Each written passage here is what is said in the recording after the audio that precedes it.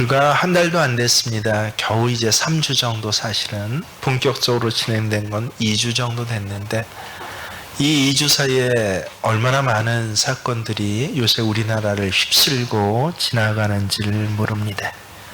사태가 확산되면서 이 전 국민의 마음을 어둡게 하는 이 코로나 질병이라는 질병 자체보다 그 뒤에 돌아다니는 이야기들이 사실은 우리를 더 어둡게 합니다. 요즘 마스크 택배 사고가 많이 일어난다고 합니다. 택배 기사님 분명히 아파트 앞에 그 문 앞에 두고 왔는데 근데 정작 그 집에 택배 받을 사람은 난 못 받았어요 라고 그렇게 전화를 합니다. 어떻게 된 일입니까? 누군가 아파트 문 앞에 있는 마스크 택배 상자처럼 보이는 것들을 훌쩍훌쩍 집어가곤 하는 사건들이 많이 일어난다는 것입니다. 그중에 어떤 도둑은요, 마스크 택배 상자를 뜯어가지고 10개를 주문했는데 그 중에서 6개를 가져가고 4개는 남겨놨다라고 그렇게 합니다. 그래서 나머지 이 4개 남은 걸 이 택배 받은 사람 살펴봤더니 어른용 대형만 6개를 가져가고 유아용 4개는 그대로 남겨두었다라고 해서 또 매스컴을 탔습니다. 에티켓이 있는 도둑인지 아니면 자기 필요한 것만 골라가는 실용주의자 도둑인지 해석이 분분합니다. 마스크와 관련되어서 매스컴에 관심을 끈 사건이 지난 화요일 날 발생했습니다. 이 25일이죠. 화요일 날 서울 송파구의 한 노인정에 도둑이 들었다는 것이에요. 아니 웬 노인정에 도둑입니까? 그랬더니 이 노인분들, 노인정에 오는 노인분들을 나눠주려고 이 구청에서 받은 보관하고 있는 마스크 170장을 싹 훔쳐갔다라고 하는 것입니다. 그 소식을 들었는데 그제 금요일 날 글쎄 이 도둑들이 잡혔다고 하는 소식이 또 인터넷에 떴습니다. 알고 보니까 10대 2명이었습니다. 자기들이 쓰려고 가져갔다 해서도 우리가 참 마음이 아픈데 남의 거라도 노인분들 거라도 뺏어서 나 써야겠다라고 하는 것도 이해는 한편 가지만 마음이 아플 터인데 그런 이유가 아니었습니다. 중고거래 사이트에 올려갖고 유흥비 마련하려고 그랬다라고 진술을 했다고 합니다. 일반 서민들은 마스크 사기가 굉장히 힘듭니다. 심지어는 제가 직접 들은 소리입니다. 그런데 어제 또 정말 뉴스에 나왔더라고요. 약국에 소독용 알코올이 없다고 합니다. 정말 우리나라에 마스크가 모자르고 소독용 알코올이 모자라서일까요? 아닙니다. 우리는 압니다. 누군가 그것을 사재기했고 남이 당하는 어려운 재난 가운데 야 그것도 내겐 이익이 되는 그것도 아주 극대화된 이익이 되는 일로 그렇게 이용해 보겠다라고 하는 이런 사람들이 우리 주변에 많기 때문에 그렇습니다. 정말 우리 가슴을 먹먹하게 하고 분노하게 하는 일들이 이 코로나 정작 전염병보다 더 아프게 우리 귀에 계속 이런 소식들이 들립니다. 근데 한편에서는요, 여지없이 이런 사건들 가운데서도 우리 마음에 감동을 주는 이야기들도 함께 들립니다. 이 엊그제 제가 보았던 영상인데 야 이거 같이 봐야겠다라고 해서 그래서 여러분에게 잠시 틀어드립니다. 한번 보십시오. 사실은 이 외에도요 얼마나 많은 감동의 소식들이 여러분 잘 살펴보면 들려지는지 모릅니다. 돈 많이 벌리는 병원 개인이 의사가 닫고 그래서 참 감염 위험이 높은 실제로 한 일주일 전에는 100명 1차로 지원했던 의사들이 모두 다 격리가 되지 않았습니까? 보건 그 무슨 실장이 숨기고 저기 한 바람에요. 그런 사실을 다 알고도 지금도 엊그제도 500명의 의사, 간호사가 저 지역으로 그렇게 달려갔다고 합니다. 기타 얼마나 많은 소망의 일들이 우리에게 들려지고 있습니까? 그래서 한편의 투서는요, 사재기, 나만 살면 된다. 뭐 굳이 대규모 사재기 하는 사람들 아니라도 우리 마음에 그런 마음이 있지 않습니까? 어떻게든 좀 내 거는 좀 챙겨야겠다라고 하는 마음이요. 그게 당연시 되는 것 같지만 한편에서는 오히려 이런 재난 가운데, 어려운 가운데, 내가 이 일들을 섬기고 이 일들을 함께 어려움을 당하면서 어려운 당한 사람들을 위해서 무언가 가치 있고 소망 있는 일을 해보아야겠다는 이 두 사람들이 늘 특별히 언제요? 전쟁의 상황, 기근의 상황, 전염병의 상황, 재난의 상황에는 언제나 이 두 종류의 사람들의 이야기가 함께 들립니다. 여러분, 고슴도치 딜레마라는 이야기를 아시죠? 추운 겨울밤 아주 큰 펜스를 갖다가 쳐놓고 거기 고슴도치 떼를 밖으로, 그 펜스 밖으로 내놓았다고 합니다. 영하 20도 혹한 이 찬바람이 불어오는 가운데 부들부들 떨던 고슴도치들이 한 마리 두 마리 몰려들기 시작합니다. 그래서 서로 이렇게 함께 체온을 나누고자 하는 것이죠.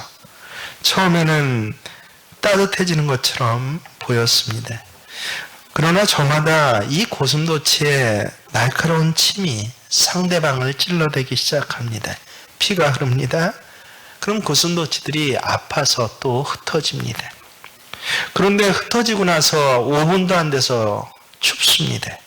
추워서 부들부들 떨다가 견딜 수 없어서 다시 몰려들기 시작하는 것입니다. 바싹바싹 죄어옵니다. 그러면 또 점점 깊이 찔러댑니다. 피가 많이 납니다. 한 마리 두 마리 밖에 부분에 있는 고슴도치부터 아파갖고 견딜 수가 없어서 다시 흩어지기 시작합니다. 흩어졌다가는 또 추워서 몰려듭니다. 모였다 흩어지고 흩어지고 모였다 하면서 날이 밝았습니다. 아침에 나가봤더니 다 죽어 있더랍니다. 어떻게 해요? 반은 얼어서 죽어 있고요. 반은 피 흘려 죽어 있더랍니다. 모일 수도 없고 흩어질 수도 없는 것. 내 것 챙기자니 남이 죽어가는 게 보여지고요. 남의 것 챙기자니 내가 죽을 것 같고요. 이게 바로 고슴도치의 딜레마입니다.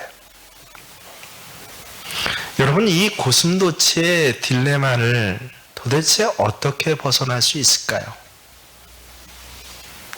딱 한 가지 방법이 있습니다. 고슴도치이지만 가시를 접으면 됩니다. 고슴도치는 평소에 가시를 피는 게 아닙니다.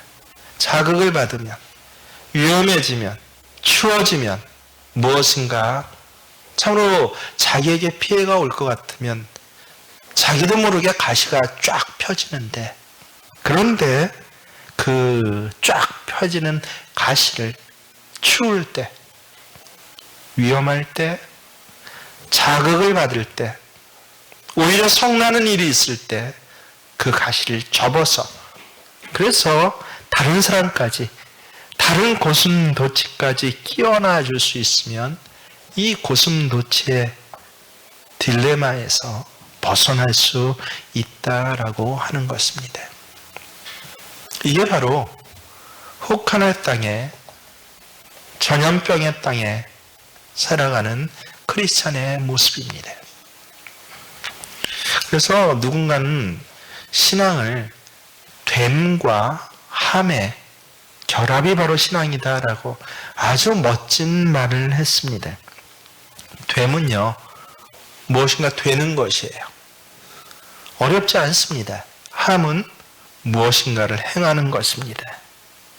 그래서 이 됨은 사람에 대해서 말하는 것이에요. 어떤 사람이 되는 것. 함은요, 일에 대해서 말하는 것입니다. 어떻게 일이 진행되는 것.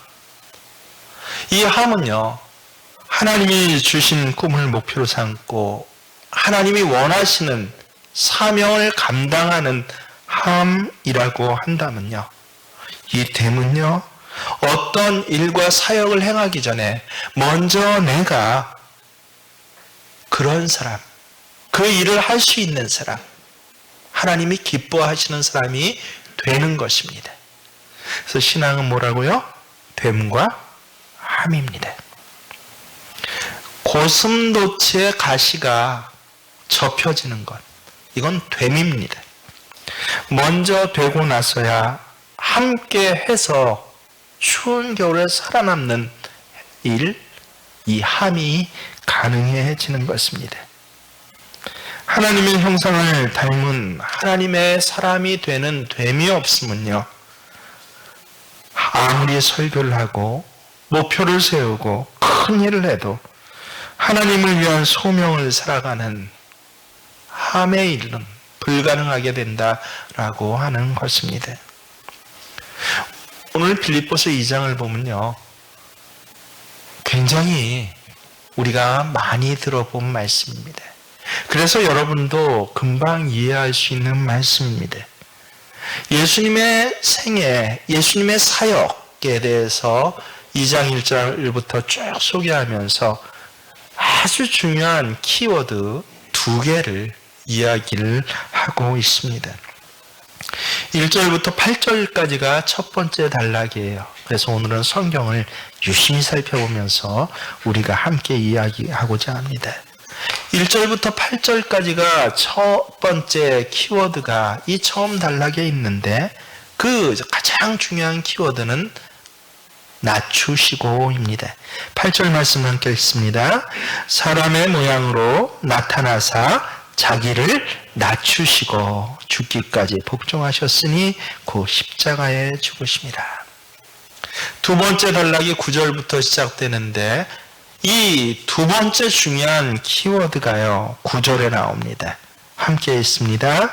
이러므로 하나님이 그를 지극히 높여 모든 이름 위에 뛰어난 이름을 주사.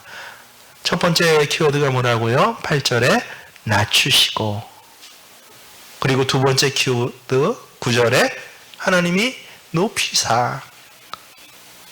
그래서 사람의 모양으로 낮추시고, 이게 바로 됨의 사건이에요. 낮아지셨더니 하나님이 그를 어떻게 하셨다? 높이셨다. 함의 영광의 사건이 있었다라고 하는 것입니다. 그래서 우리는 분명히 순서를 알아요. 여러분, 닭이 먼저입니까? 달걀이 먼저입니까? 세상 사람들은 아직도 이거 갖고 굉장히 말이 많고 유머도 많고 우스개도 많습니다. 저도 그런 여러 가지 내용에 대해서 사실은 들어보고 알고 있습니다. 하지만 저는 성경 말씀 그대로 믿습니다. 하나님께서 닭을 먼저 창조하셨습니다. 아주 분명해요. 성경 말씀을 기준으로 보면 논란할 게 없습니다. 근데 성경 말씀 없이 다른 것을 계속 갖다 붙이고 상식과 과학을 갖다 붙일 땐 그때는 막 헷갈려지고 논란이 되는 것이에요. 닭이 먼저입니까? 계란이 먼저입니까? 라는 식입니다. 마찬가지로 여러분, 되는 것이 먼저입니까? 하는 것이 먼저입니까? 여기에 대해서 인류 역사에 유명하고 훌륭하던 철학자들, 사상가들은 굉장히 말이 많았습니다. 지금도 얼마나 많이 많은지 모릅니다. 근데 오늘 성경은 분명히 말씀합니다. 뭐가 있고서요? 됨이 있고 나서 뭐가 있더라? 낮추시고 낮아지고 나서야 하나님이 그를 높이시는 함의 사건이 있는 것입니다. 낮아지고 나서야 높여짐이 있고 구원함이 있고 승리가 있다라고 하는 것입니다. 그래서 그리스도인은요, 그냥 구원받은 사람이 아니에요. 구원받아서 승리의 삶, 소명의 삶을 사는 사람을 크리스찬이라고 합니다. 여러분, 소명의 삶이란 무엇입니까? 거룩하지 못한 세상에 살지만, 혹한의 동토에 살지만, 코로나 바이러스 19가 창궐하는 땅에 살지만, 거룩한 하나님의 높은 뜻을 이루어드리는 삶을 사는 것, 편가시를 접고 내 것 챙기는 사재기 줄에서 오히려 저 어려운 일 당한 사람들을 위해서 섬기고 봉사하고 행진해 나가는 것, 그래서 하나님이 주신 칭찬과 명성을 얻어가는 삶, 이게 바로 그리스도인의 삶이에요. 소명자의 삶입니다. 높아지는 삶은 따라서 먼저 낮아지는 됨이 있고서야 가능하다라고 하는 것입니다. 이 땅에 우리가 예수 믿고 살아가면서 하나님 주시는 은혜가 있습니다. 근데 가장 우리가 받아야 할 소중한 기본적인 은혜들이 있는데, 저는 그 중에 첫 번째 은혜가 좋은 사람을 만나는 은혜다라고 아주 어려서부터 그렇게 믿고 지금도 그렇게 믿고 있습니다.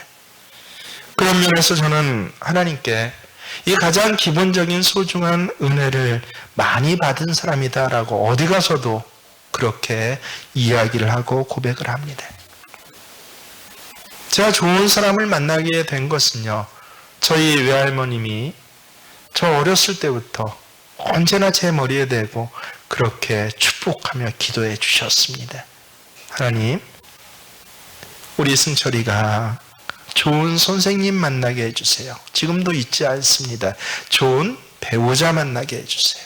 그리고 좋은 목사님 만나게 해주세요. 아주 5, 6, 7살 때 늘 그게 배겨 있어서, 그래서 세상에서 가장 좋은 삶은 좋은 선생님과 좋은 배우자와 좋은 목사님 만나야 되는구나라고 그렇게 생각해 왔습니다. 그리고 할머님의 축복기도 때문인지 저는 자격이 없음에도 불구하고 참으로 제 인생에 있어서 좋은 선생님 몇 분을 만났습니다. 그리고 좋은 배우자를 만났습니다. 그리고 좋은 목사님을 만났습니다. 얼마나 축복을 받았습니까? 제가 목회자로서 목회하면서 점점 이거 참 귀중한 축복이구나. 좋은 사람을 만나는 것, 이거 너무나 소중한 축복이구나라고 그렇게 생각을 합니다. 그런데 목회를 오래 하면서 좋은 사람 만나는 것보다 더 좋은 복, 더 중요한 은혜가 있다라고 하는 것을 깨닫게 됩니다. 그것은 제가 좋은 사람이 되는 것입니다. 제 친구가 저를 만난 것이 축복이 되고요. 제 아내와 제 자식들이 저를 남편과 아버지로 만난 것이 축복이 되고요. 사랑하는 제 교인들이 저를 목사로 만나는 것이 축복이 되는 그런 좋은 사람이 되는 것. 제가 생명을 걸고 욕심을 내야 할 더 소중한 은혜고 복이구나라는 것을 알게 되었습니다. 저도 싫은 사람이 있습니다. 함께 하기 싫은 사람이 있습니다. 함께 하면 복이 되는 사람도 있지만 함께 하면 화가 되는 사람도 있습니다. 저는 함께해서 화가 되는 사람과 같이 있기 싫습니다. 물론 함께해서 화가 되는 사람을 복이 되는 사람으로 만들어내는 것이 분명히 제 목회의 내용이 되어야 합니다. 하지만 그런 일조차 저는 함께해서 좋은 사람과 그런 일을 하고 싶죠. 함께해서 화가 되는 사람과는 그런 일을 하고 싶지 않다라고 하는 것이 제 솔직한 심정입니다. 그리고 제 기도 제목입니다. 제 자신이 좋은 사람이 되는 것. 제 주변에 좋은 사람을 세우는 것. 야, 이것이 목회다라고 생각을 합니다. 근데 가장 나중에 깨달은 게 뭔지 아십니까? 이 두 가지보다 훨씬 더 중요한 것이 있다는 것입니다. 함께하기 싫은 사람과 함께 일하는 것보다 더 끔찍하고 무서운 것이 있는데 그것이 무엇인지 아십니까? 그것은 제가 그와 같이 함께하기 싫은 사람이 되는 것입니다. 저는 모든 사람들에게 함께 살고 일하면 복이 되는 사람이 되고 싶죠. 저를 만나고 함께 일하게 되는 것이 세상 말로 하면 재수없는 일이 되고 한 걸음 더 나아가서 사람들에게 화가 되는 일이 되는, 영적으로는 저를 만나는 것이 축복이 아니라 저주가 되는 그런 사람이 될까 봐 두렵습니다. 그런 일들을 눈에서 많이 보기 때문에 그렇습니다. 하나님은 아브라함을 축복하시며 복의 근원이 되라고 말씀하십니다. 너와 내 자손으로 인해서 너를 만나는 사람마다 복을 받아라 라고 하는 소리입니다. 사람뿐인가요? 나라와 민족이 복을 받는 그런 사람이 되라라고 하십니다. 저는 그래서 이 아브라함에게 주신 복이 가장 원초적이고 최고의 축복이다. 나 스스로가 괜찮은 사람 되는 것 정도가 아니라 나를 만나는 사람들이 복받는 사람 되는 것이요. 저와 제 식구들이 그리고 사랑하는 여러분들이 저는 이런 복 받기를 축원합니다. 좋은 사람 만나는 것이 복이고 좋은 사람 되는 것이 정말 복입니다. 무엇보다도 여러분 삶의 자리에서요, 신앙적인 뿐만 아니라 사회에서도 여러분을 만난 사람들에게 복이 되는 그런 사람들 되시기를 주의 이름으로 축원합니다. 그러면 좋은 사람이란 어떤 사람입니까? 좋은 사람은 한마디로요, 마음과 생각이 반듯한 사람이 좋은 사람입니다. 마음과 생각이 반듯해서 그 생활과 삶이 반듯한 사람을 말합니다. 아주 쉽게 말하면 마음씨 좋은 사람이라고 세상 사람들은 이야기할 것입니다. 그러면 어떤 마음이 최고로 반듯한 마음, 좋은 마음일까요? 그것은 다른 사람은 어찌 이야기할지 몰라도 저는요, 두말 없이 예수 그리스도의 마음, 이것이 세상에서 가장 반듯한 마음, 좋은 마음이라고 생각합니다. 그리스도 예수의 마음을 가진 사람이 세상에서 가장 좋은 마음을 가진 가장 좋은 사람이라고 그렇게 믿습니다. 예수를 믿는 가장 중요한 목적 중에 하나는 예수님 마음 닮아가는 것입니다. 아까 그랬죠? 예수님 닮아가는 것은 뭐다? 됨입니까? 함입니까? 됨입니다. 말하는 것과 생각하는 것, 어쩌면 그 태도와 자세까지 예수님처럼 되는 것을 의미합니다. 먼저 되어야 해요. 되지 못하고는 아무리 행하는 일이 많더라도, 아무리 주를 위해서 여러 가지의 것들을 행했다라고 해도 그것은 반드시 헛된 것으로, 원망으로, 교만으로, 자기도 망치고 남도 망치는 일로 결론 맺습니다. 여러분, 인간이 할 수 있는 중에서 최고로 거룩한 일이 어떤 일입니까? 예배입니다. 그런데 이 가장 거룩한 일인 예배를 드리면서도 예수님의 마음이 없다면요, 그 예배 드리는 일은 거룩한 일이 아니라 가장 끔찍한 일이 됩니다. 기억하시죠? 인류 최초의 살인이 예배 드리고 나서 일어났다는 것 여러분 기억하시죠? 가인이 아벨과 함께 예배 드린 후에 가장 인간이 할 수 있는 거룩한 일을 한 후에 질투로 동생 아벨을 돌로 쳐 죽인 그 끔찍한 일이 바로 예배 후에 일어났습니다.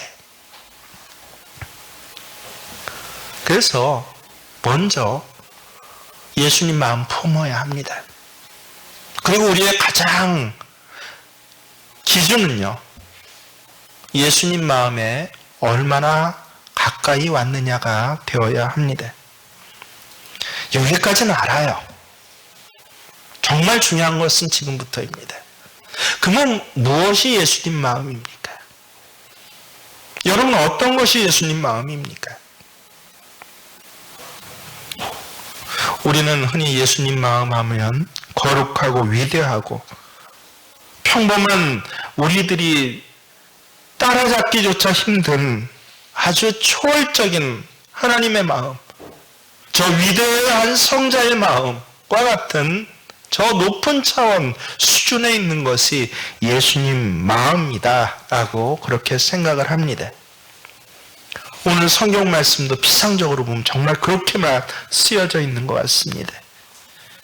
이 마음이 어떤 마음이라고 써여져 있습니까? 예수님 마음이 근본 하나님과 본체시나 자기를 비워 종의 형체를 가지사 자기를 낮추시고 십자가에서 죽으시고, 정말 우린 따라갈 수 없는 마음 아닙니까? 아니, 흉내내기조차도 불가능한 마음입니다.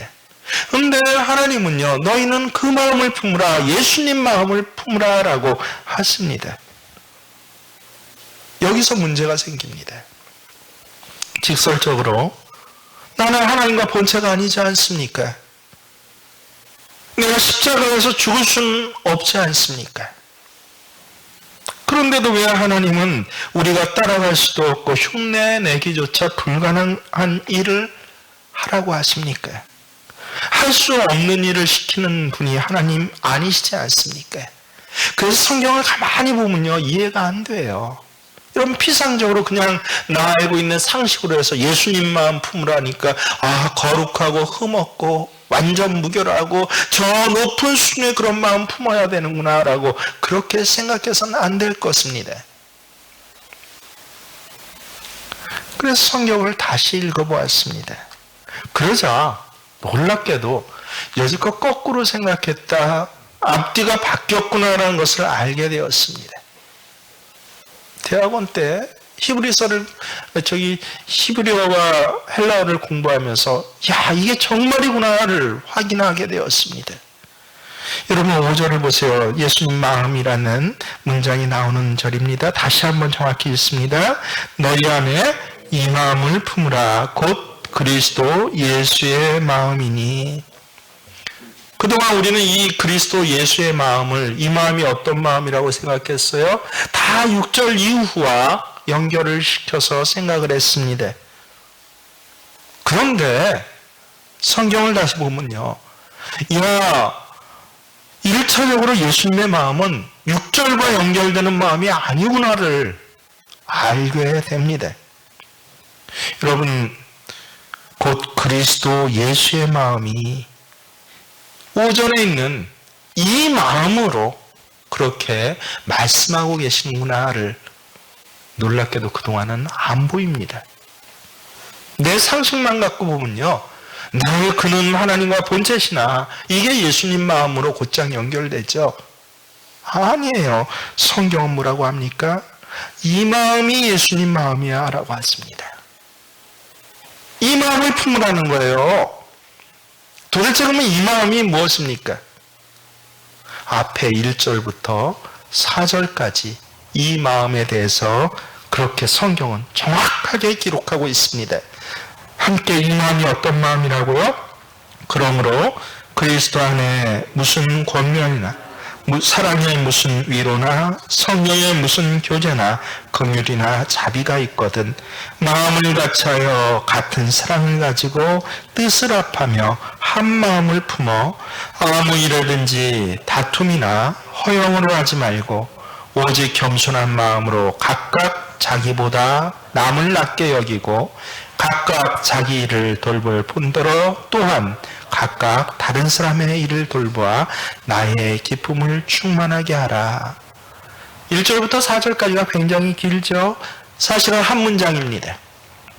그리고 이 긴 한 문장은 우리 성경절로는 1절부터 3절까지의 이 절은 4절에 있는 두 가지 동사와 곧장 연결이 됩니다. 두 가지 동사가 무엇입니까? 4절 다시 한번 여러분이 찾아보세요. 함께 있습니다. 각각 자기 일을 돌볼 뿐더러 또한 각각 다른 사람들의 일을 돌보아 나의 기쁨을 충만하게 하라. 첫 번째 동사가 뭐예요? 각각 자기 일을 돌볼 뿐더러 다른 사람의 일을 돌보아. 돌보다라고 우리나라 말로 번역된 이 말은요, 헬라어 스코푼테스에서 번역한 것입니다.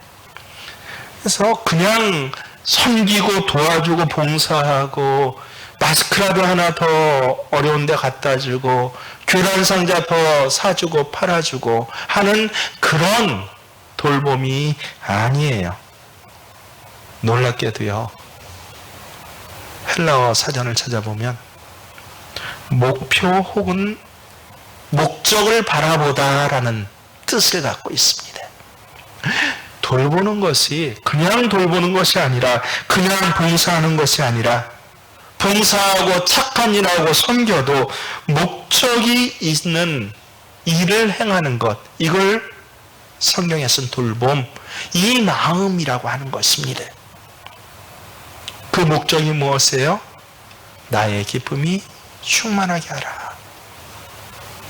하나님이 기뻐하시도록 하는 것, 이것이 바로 이 마음입니다. 이 마음이 예수 그리스도의 마음입니다.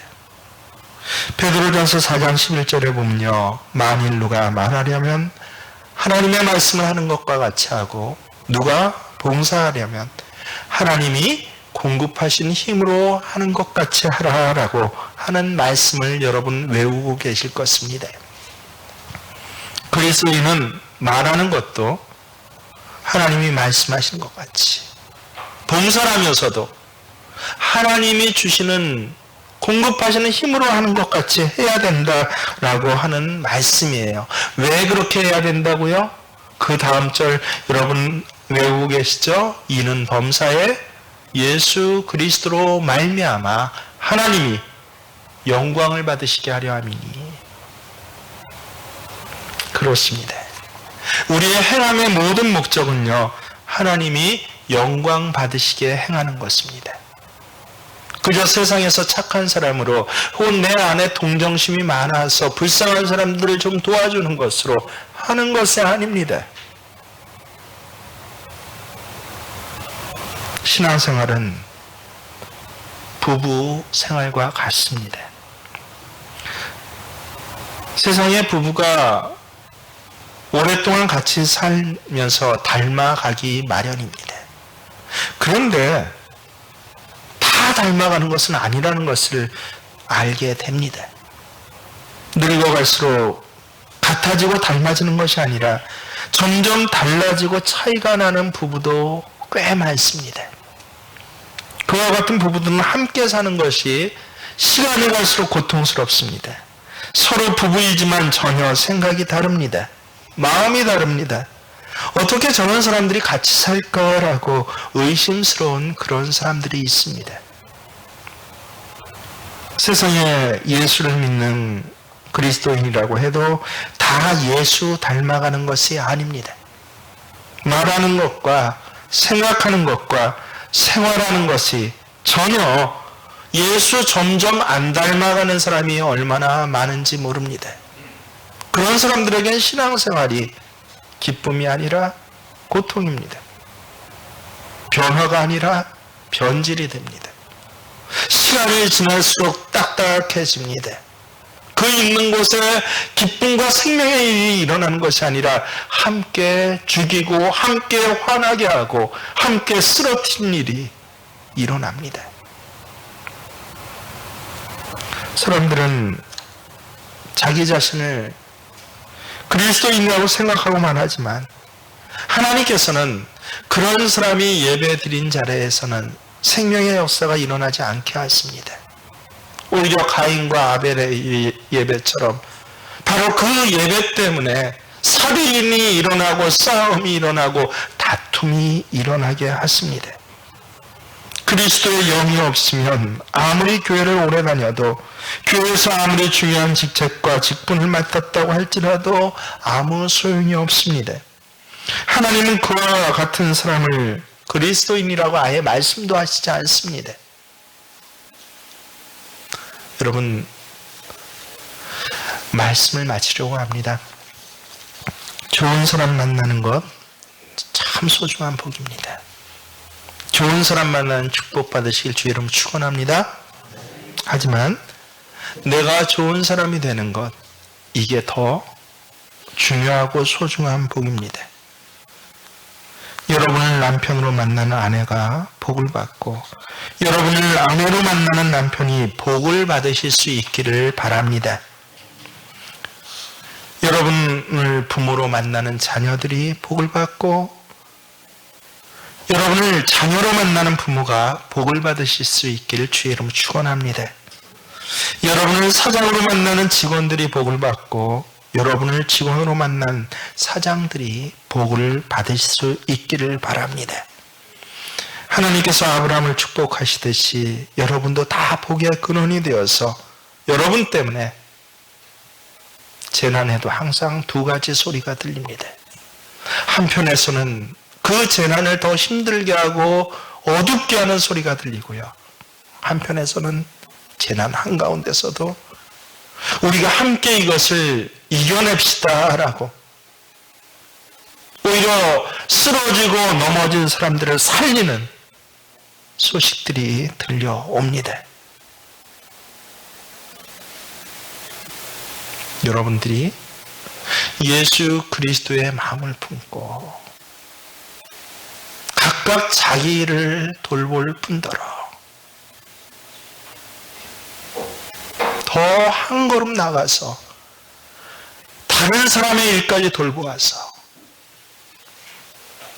그래서 하나님 앞에 영광을 돌리시는 이 그리스도의 마음이 여러분의 삶의 자리에서 한층 한층 능숙해지시고 실력이 쌓아지시고 여러분 때문에 주변의 사람이 행복해지시는 그 놀라운 은혜가 있어지시기를 주의 이름으로 축원합니다.